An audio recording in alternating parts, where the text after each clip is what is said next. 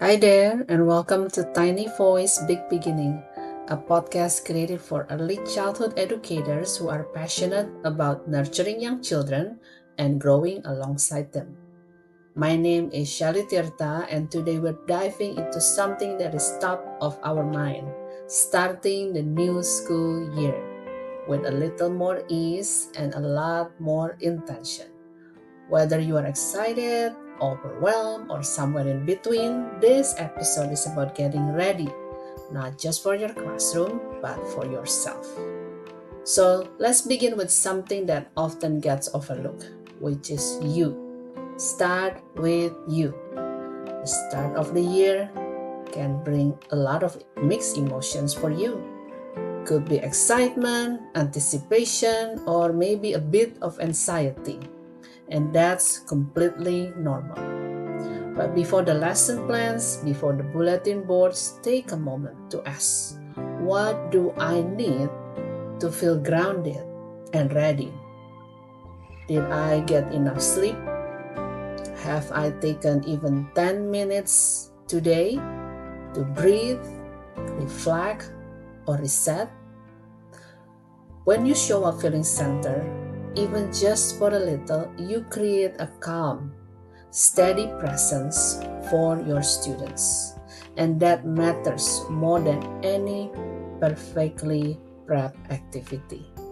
Try starting your day with one simple ritual, such as a morning stretch, a favorite song, or even a quiet cup of coffee or tea.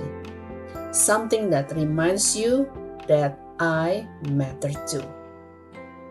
Now that you center yourself, let's talk about something else that often comes with pressure: preparing the classroom. Keep this in mind. The classroom doesn't have to be perfect, just inviting.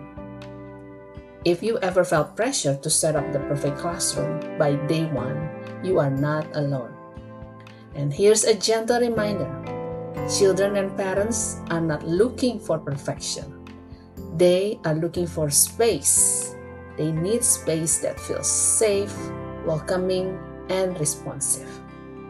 Focus on the essentials such as cozy space, materials that are ready, and signs that says you belong here.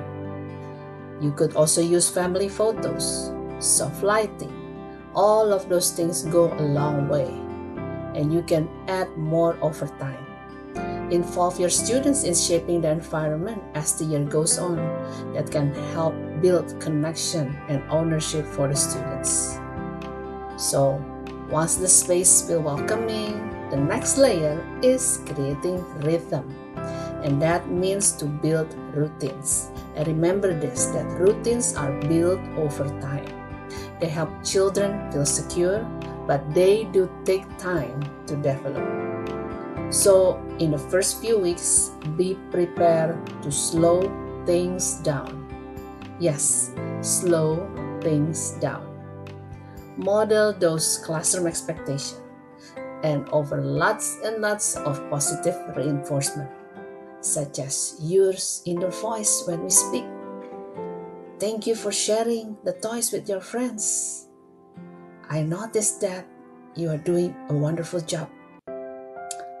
And how about visuals and songs that can help be very helpful, especially during classroom transitions like cleaning up or lining up.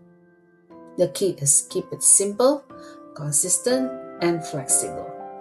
Some children will watch and will catch up very quickly, but others will need to observe more and will need a lot more repetition and support. The key is patience. Patience with your students and patience with yourself. Of course, all of this, the space, the routine, the emotional presence, starts with you. Let's revisit your well-being for a moment. We talk a lot about social emotional development for children, but let's not forget, your wellness matters just as much. You cannot give what you don't have.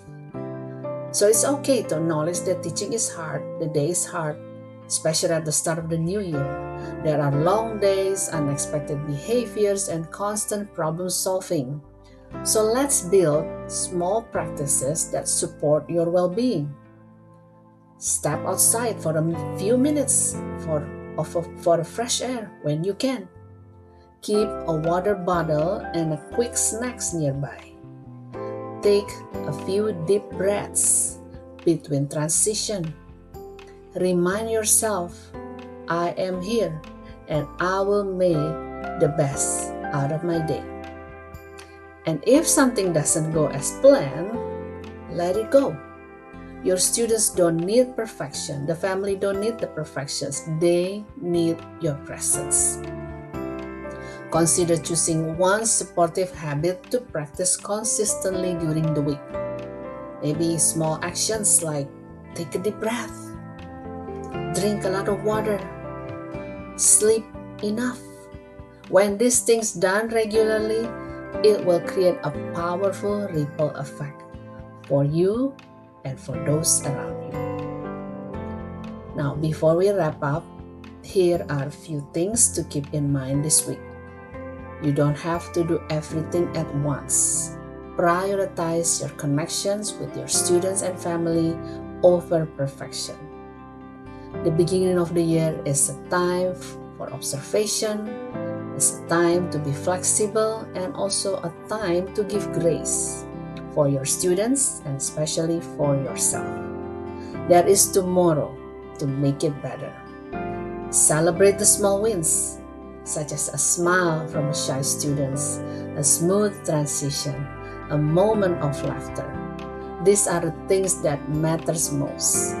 Keep in mind, your presence is powerful. You are already doing so much by showing up with your heart, with your mind, and with your intention. And take a moment each day to name just one thing that went well. Yes, just one thing that went well. Let that be your reminder that progress is happening and you are making a difference. So thank you for joining me on Tiny Voices and Big Beginnings. I hope this podcast has given you a little space to reflect, reset, and feel ready for the meaningful work ahead.